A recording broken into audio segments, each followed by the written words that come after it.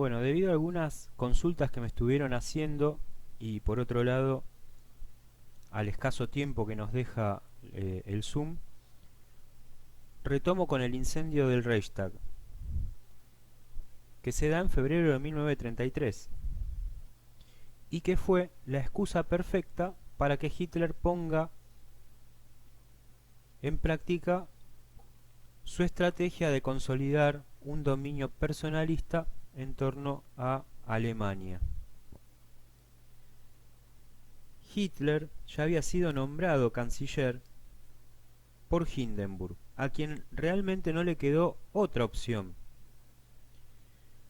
porque Hitler ya venía acumulando no solamente en los votos, que podríamos hablar de que sus votos en realidad eh, fueron votos escasos, entre escasos y altos, pero que sirvieron para transformarlo en una de las fuerzas más preponderantes de Alemania. Y acá hay que hacer caso de la figura representativa de un Hitler que venía desde lo teatralizado, desde lo discursivo, con una fuerte oratoria, un discurso muy nacionalista, y donde los liberales entendían que era una de las maneras de complejizar el asunto en el mundo donde el comunismo y el capitalismo ejercían su dominio. Así es como Hitler llega a ser primer ministro de esta Alemania, mediante un ofrecimiento, ¿sí? Que es lo que contábamos el otro día. Y mediante lo cual Hitler empieza a generar estos pensamientos de gran imperio alemán, en consolidación de algunas cuestiones que tienen que ver justamente con lo que él entendía como la raza superior, ¿no? Desde aquella famosa raza aria que no voy a entrar en detalles, ya lo expliqué la otra vez. Una vez que se instala como canciller y que sucede esto, ¿no? Del incendio del Reichstag, poco claro todavía para la historia, si bien se tiene la noción de que fue, o se tiene la certeza de que fue un comunista, queda poco claro el objetivo, ¿no? Y de esta manera intentar conseguir el apoyo absoluto de las Fuerzas Armadas para desarmar el parlamentarismo de la República de Weimar. Acá está la cuestión donde radica en realidad el verdadero objetivo de Hitler, y por lo cual vamos a denominarlo un régimen totalitario. Entonces este edificio termina siendo la excusa para que Hitler pida la posibilidad de utilizar todos los poderes plenos para poder librar la batalla ya no solo contra el comunismo, sino contra aquellas fuerzas que habían pedido y mediante las sociedades, mediante la Liga de Naciones, el desarme alemán. Así Hitler, con esos poderes plenos, va a comenzar las persecuciones ideológicas de las que hablábamos el otro día y transformar al partido nazi en un partido único. Eso fue, o esa fue, la manera por la cual Hitler logra concentrar sus poderes, ¿no? Y con Hindenburg muerto, Hitler asume el control total del gobierno alemán. Para lo cual, como decía el otro día, se va a oponer a las fuerzas de los sindicatos y por otro lado va a constituir su guardia personal transformada en las SS y la Gestapo, que va a ser la policía secreta que va a generar justamente una de las más grandes persecuciones de la historia en torno a aquellos que anteponían sus posiciones sobre las de Hitler. Ahí van a empezar a surgir una serie de situaciones en torno a las persecuciones que en realidad no hacen más que exacerbar el control de poder que tenía Hitler. Y en esto decíamos, bueno, por un lado, esta orientación económica, ¿no?, que ya lo habíamos visto con la Primera Guerra Mundial, la economía, la famosa economía de guerra, orientar o hacer del Estado un Estado intervencionista. Ahí viene Keynes, lo que ustedes me preguntaban, pero ¿por qué se parece tanto a esto? Bueno, deriva esa economía de guerra de un Estado participativo, pero no para un bienestar social general. Sí lo logra, es cierto, pero esa economía está orientada a la industria de las armas, con un objetivo primordial: rearmar a Alemania y comenzar a pensar ese viejo sueño de hacer un imperio, un nuevo imperio alemán. Pero no podemos hablar de esta realidad sin tener en cuenta la realidad de la dictadura de Adolf Hitler en Alemania. Y como todo aquello que yo les comentaba la otra vez respecto de la propaganda y la figura de Goebbels, también empieza a generar una industria del buen alemán. El buen alemán no consume cine hollywoodense, consume cine alemán. Para eso la industria del cine también tiene que ser desarrollada, pero con un subtítulo simbólico que va por debajo de lo que uno puede ver en las imágenes, que tiene que ver con la orientación del buen alemán. ¿Qué hay que hacer para ser un buen alemán? Bueno, militar con los preceptos de Hitler, que estaban imbuidos en el cine. Entonces empieza a convencer a una sociedad también desde lo simbólico, desde los medios de comunicación, que por supuesto aquel opuesto al nazismo no corría la suerte, ¿sí? Entonces la propaganda también cobra un sentido. Así, con estas persecuciones brutales, generalmente contra los comunistas, pero también contra los sindicalistas, contra los homosexuales, los gitanos, los judíos, es que va a tomar relevancia las leyes de Nuremberg, en donde se priva a los judíos de la ciudadanía alemana y por supuesto se les prohíbe casarse con mujeres u hombres alemanes, ¿sí? Y se los empieza a despojar de sus comercios, de sus empresas, etcétera.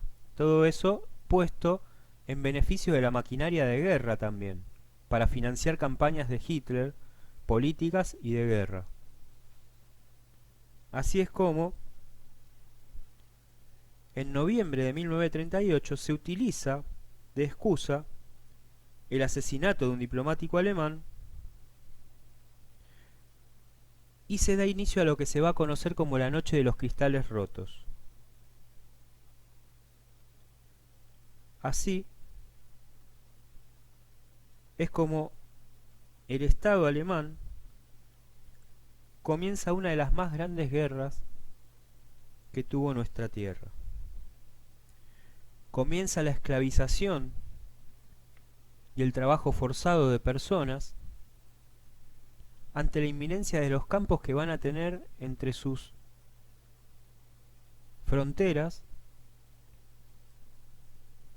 a una cantidad de personas también a disposición de la maquinaria de guerra. Aquellos que estaban sanos trabajaban, aquellos que no eran asesinados. Eichmann va a ser uno de los arquitectos que provenía de las fuerzas especiales de Hitler, va a ser uno de los arquitectos de los campos de concentración y de las cámaras de gas.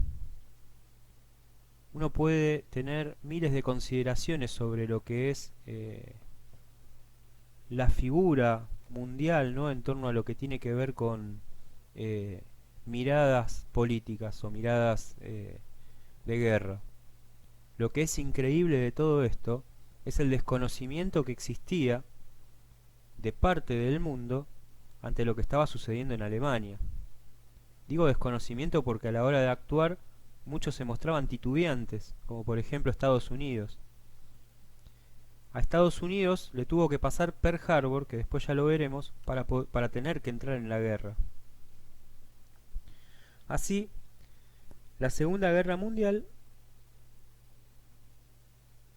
se va a dar en 1939 con la invasión a Polonia, y mediante la cual Reino Unido ya había establecido un ultimátum para los nazis que va a ser totalmente desoído por Hitler, que acompañado por Stalin van a generar la invasión de Polonia.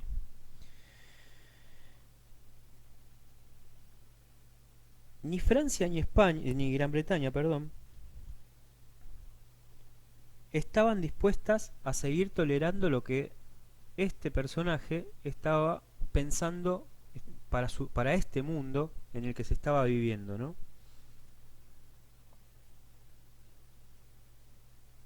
Hay que pasar por las causas y en cómo se fue conformando el mapa, que después estalla en 1939. Y seguimos hablando de las consecuencias del imperialismo. No podemos hacer caso omiso de eso.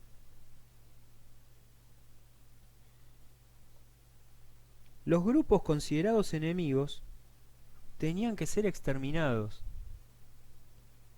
El libre pensamiento queda totalmente desnutrido de la posibilidad de interceder ante esta Alemania fuerte y de ideas dominantes.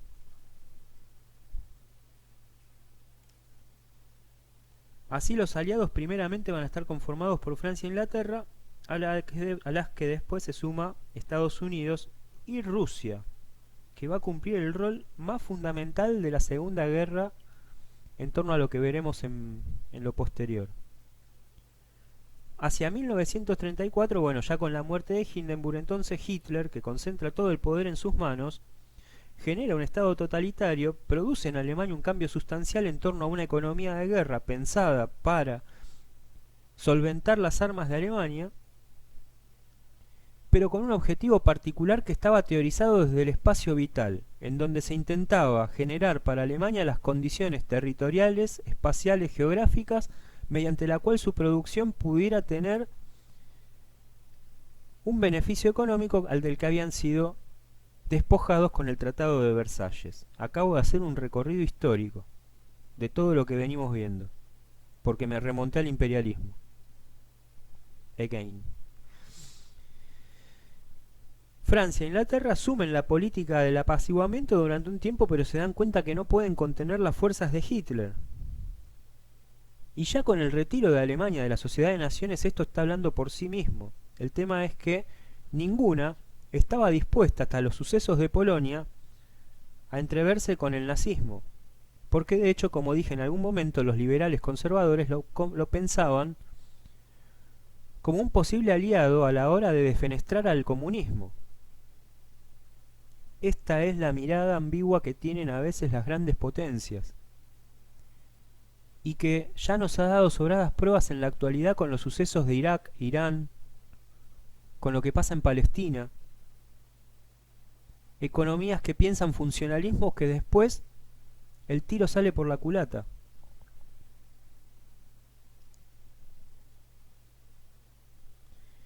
Las anexiones que logra el Führer no lo calman en definitiva, porque después de Polonia ocupan Checoslovaquia.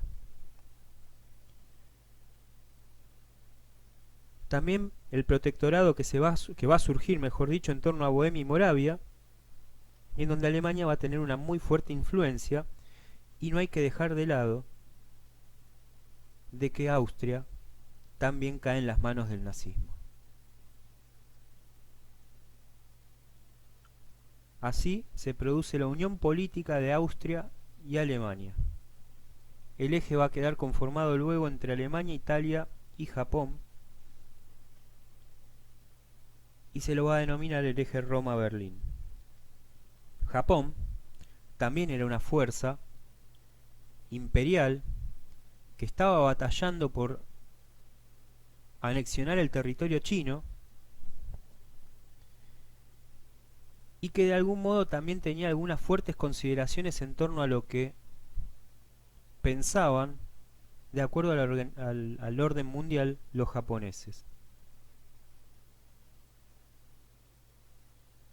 Así las cosas, numerosos industriales se instalan en la región y hacia 1930 se produce una de las zonas más militarizadas e industrializadas del continente asiático, que va a tener que ver con el estado de Manchukuo.